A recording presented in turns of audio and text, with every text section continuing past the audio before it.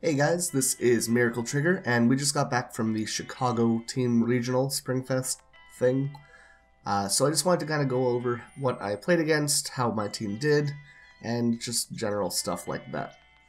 So I did go basically 9-0. I got 2 top 8 and hadn't lost a single game with the Coco Witches deck, which was pretty awesome actually.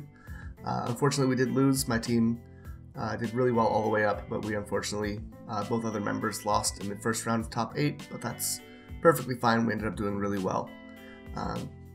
Kind of a bummer that there were no top 8 prizes this year.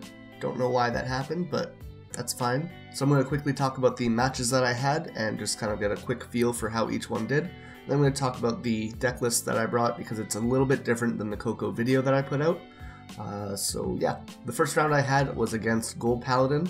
I got a little bit lucky, they had 2 G-assist, but overall, like, it's not too terrible of a matchup in general. I play the deck very aggressively, which lets me compete with most Gold Paladins, and the hand advantage just lets you get there. He did see Raven, which could have been a problem, but I managed to get through that.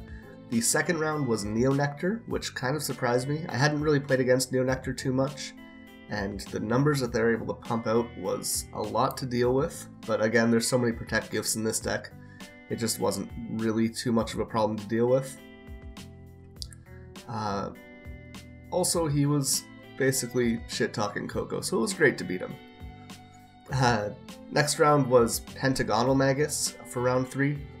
Typically the match is pretty good for Coco, and this player just kept using Pentagonal's ability. I think they did it 5 times, and basically milled themselves out. So they drew through 25 extra cards in their decks. There's not much they can do. They're only having 3 attacks, and that's just not getting through, so rushing through your deck just isn't the correct way to deal with Coco, and I'm okay that they made that mistake. Round 4 was a Himiko Genesis matchup. Again, they saw the witches and were like, why would you play that? So that was really funny when I beat them. I'm not sure why, but when they used Himiko's skill the first time, put crits on Vanguard and then each rearguard separately. And then after their Vanguard hit, they attacked my rearguards with their crits for their rearguards, which was strange, but either way, we ended up getting that game, and that was pretty good for us. Following Himiko, we had a Kagero matchup. The player was using Waterfall, obviously, and we just out-tempoed them, beat them down pretty quickly. We're running a lot of really high-hitting cards in our deck, and that just managed to get through. There wasn't a whole lot that they were able to do to stop us there. So it was kind of difficult, but we got there. Next up, we had another Gold Paladin. This time, they hit the Ride Chain, they hit just about everything, and we managed to get there, but it was a very close game. They got me down to like 1 card in hand at one point, and just Coco managed to save me by all the draw that she offers, so that was amazing, but it was a very, very difficult game. The guy was really nice. We ended up talking a lot, and I think he was my round 8 match as well, so it was cool. In round 7, we had another Pentagonal matchup. This time they used Pentagonal once and just kind of saw my hand and decided to avoid using the ability again, which was a great idea. Just the ability to give your field an extra 15k per trigger is actually a lot of pressure, especially when you have hexagonal and rectangle on the field. So the tempo that offered, without actually throwing away your hand and throwing away your deck, managed to give them a pretty good advantage. So it was a much closer game this time, and I think we each got down to like the bottom cards of our deck before the match ended. But again, I took that game pretty well. The round 8 matchup, which originally they had said there were only going to be 7 rounds, so having an 8th round before top 8 was a little bit stressful for everyone involved. The entire room booed. It was pretty funny and horrible, but whatever. I played against an Angel Feather player. This was a pretty fine matchup. There's not a whole lot that they can do to actually get through your hand in this deck, so that's fantastic. But at the same time, there's not too much that you can do to get through theirs. So I basically saved up my Tetras and used them to put crits on the top of my deck, and if I was going to hit them, it would be for 2 or 3 damage at a time. So playing around that effectively was my strategy in that game, and that made me get through the game pretty well. And my final round, which was the first round of top 8, was Gold Paladin. I played against the same guy, like I said. He was trying to rule shark me, but that's fine. basically shooting shit the whole time. He got his ride chain, he got his ride chain, he got Raven, he just basically pushed out a ton of pressure. He focused a lot on calling units a lot more than he used Raven's ability, which I think was actually pretty smart. It allowed him to put a lot more pressure separately and really force down my hand. I'm not able to technically use my I'm not really able to use my protect gifts anyways, so negating my perfect guards isn't too big of a deal. However, attacking for several columns over and over again forces cards out of my hand and makes things like Bia and Tort much less useful. It worked out pretty well, however I just barely got over it and I was able to beat that round as well. Unfortunately, our Great Nature player and our Gold Paladin player both lost their rounds, which happens. They both did amazing the rest of the day, so I can't complain or, anything like that. We all did really well, and it just, sometimes you lose the game. So next up I want to talk about the actual deck list. It's, like I said, a little bit different from how I set it up before, but I think the changes are really good and help the deck in a lot of ways. I thought about it a lot, I did a lot of playtesting, so I'm just going to quickly go over the deck list and my choices on why I'm doing what. So as far as trigger lineup, I was using 6 crit, 6 draw, 4 heal.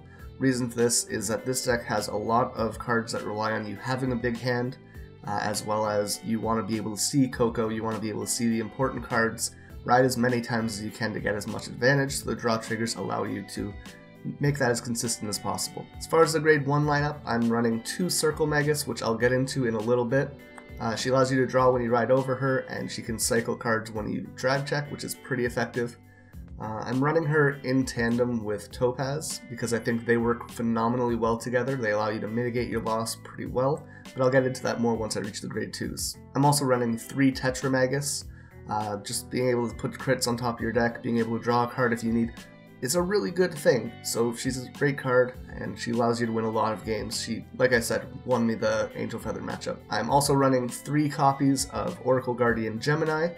Allows you to fill your soul a little bit, allows you to unflip damage. It's just a great enabler for a lot of the things that the deck wants to do. It lets you get Rectangle off, it lets you get Roro off. It's just a great card in general. And the card I just mentioned, Sprout Witch Roro, I'm running 4 of. This is a massive pressure in the deck. If you're boosting with it and it hits, it lets you draw, which means they're forced to basically stop a lot of your early game attacks, which means once you have those big numbers, it's just a ton of pressure against them.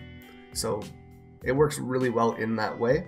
And yeah, when you ride a Witch grade 3, you can pull her from Soul and Soul Blast 1, which is just a free unit on the field. She's basically an infinite cycle of being put into the soul and being pulled out to basically fill your field, draw you cards. It's super effective, it's a great card. Next up, I'm running 2 copies of Topaz Witch PP. So my issue with this card is that it's an 8k base, and Coco struggles in the early game where she can get rushed down pretty well because it's OTT.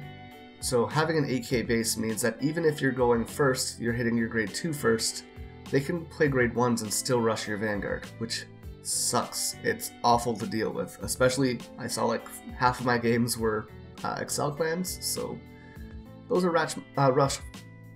really rough matchups. In general, she swings for 10,000 because you always have 4 cards in hand, and on top of that, when you ride over her with a Witch, you can Soul Blast 1 to draw a card. But yeah, that lack of being a 9 or 10k unit is just really stressful and difficult for you to deal with sometimes, which is why I'm running the 2 Circle Magus, because if I hit I'm essentially still running 4 cards which allow me to draw when you ride. However, hitting it on grade 1 and being able to ride something else on grade 2 and not be on that 8k body is monumental. So depending on the matchup, seeing one over the other can be really helpful, or if you see both, you're in a much higher spot. So as opposed to just running the 4 Topaz, running 2 and 2 allows you to high roll sometimes while having the same base odds of hitting that extra draw. So it's a compromise that I came up with that I think really made a difference in a lot of matchups, and I think it's something you should definitely test out, but I think splitting it up between grade 1 and 2 is a major game changer. Next up, I'm running 3 copies of Silent Tom. This is a card which makes your opponent not be able to use normal units to guard from their hand, and it's tons of pressure. forcing out the heal triggers and crit triggers and sentinels early in the game because they have to guard Tom with them means that when you're swinging for massive numbers because of your Zozo turns, they can't guard it. They don't have any perfect guards left, they don't have any big cards left, and they're dumping their entire hand to do so. So Tom was an addition which I added later as well, and it's just super, super effective in a lot of matchups. It just knocks them out of the park almost every game. So Tom was a huge player, and basically Tom, Tort, Rectangle, and Bia all have to be killed when they're on rear guard. There's like no situation where when I put those down, opponents didn't target them with either abilities or attacks, and it forced resources from them. It allowed me to not guard, and just saved me a lot of advantage. So Tom was a great card, and it won me a ton of games. Next up, I'm also running 3 copies of Battle Sister Tort. This is an 8k base, which again is an issue. I'm only running 3 because, again, I don't want to be on grade 2 with an 8k base. But when she attacks, if you have 10 or more cards in hand, you get 10,000 power and a crit, which is huge. Like, it's just massive. Being able to get a boost on top of that with Zozo makes this just a terrifying unit on its own. If you don't have a booster, it still swings for 18 for Force Clans and has a crit. It's just really effective in a lot of ways, and the deck almost always has 10 cards in hand between turns like 4 and 8 or 4 and 10, somewhere in there. So you should be pretty effective in using that card. Next up, we have 4 copies of Rectangle Magus. This is a great card because of all the drawing in your deck through Coco, Topaz, Roro, and Tetra. This is just a card which allows you to kind of mitigate drawing into things that you don't want to see by rearranging them. Plus, being able to get extra power through triggers is monumental. The only issue I ever had with this card is sometimes I wouldn't have Soul, because so many cards kind of rely on that. If I didn't have a Roro, I was able to use Rectangle pretty effectively on turn 2.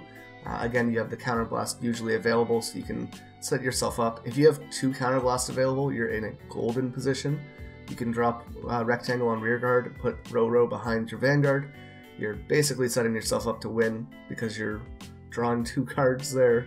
It's just great. As far as the grade 3s, the main one I ran was 4 copies of Scarlet Witch Coco.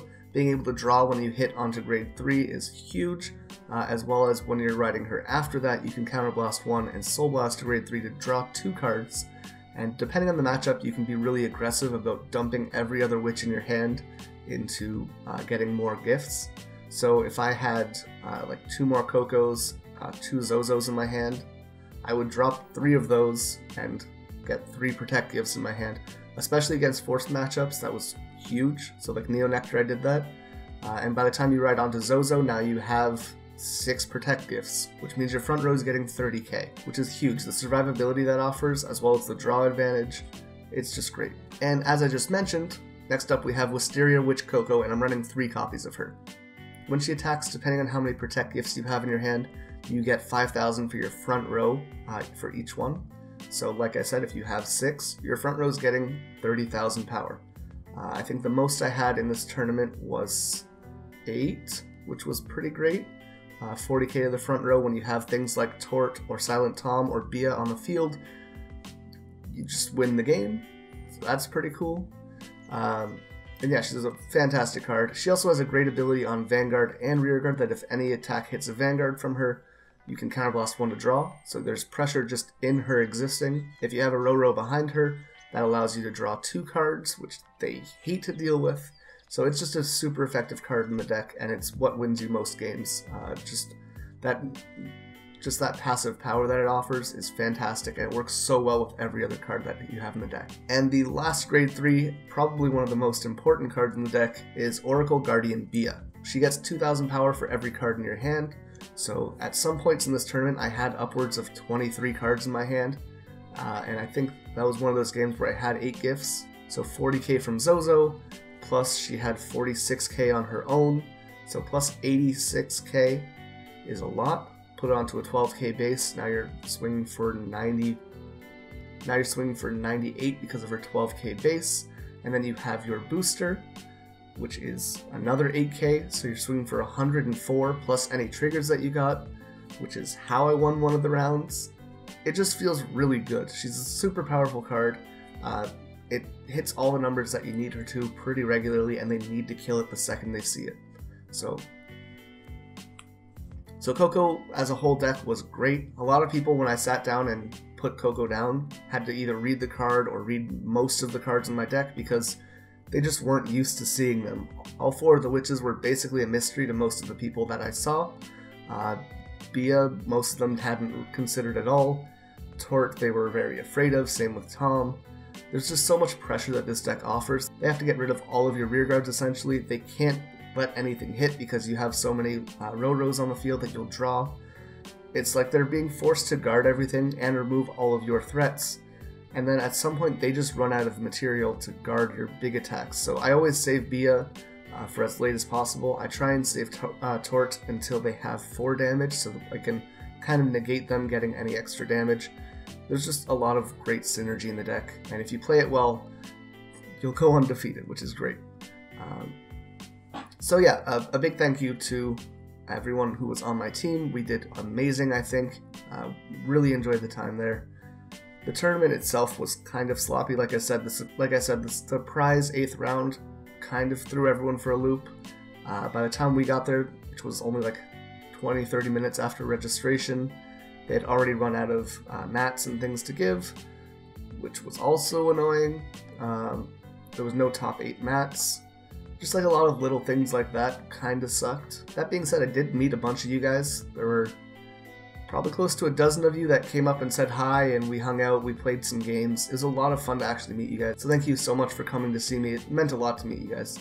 And I hope you guys enjoyed that too. That being said though, if you have any questions about the deck or about regionals in general, be sure to leave them down in the comment section below. I'll do my best to answer all I can for this video. I want to thank the patrons Akuiaza, Decimus, and Digital Drew 92. Their support definitely helped me get out to this venue and to reach out and play a little bit there. With all that being said, thank you guys so much for watching. I will see you in the next video, and I will be going to Toronto next month, so if you want to meet me there, you want to have some games, come out there. It'll be probably a ton of fun.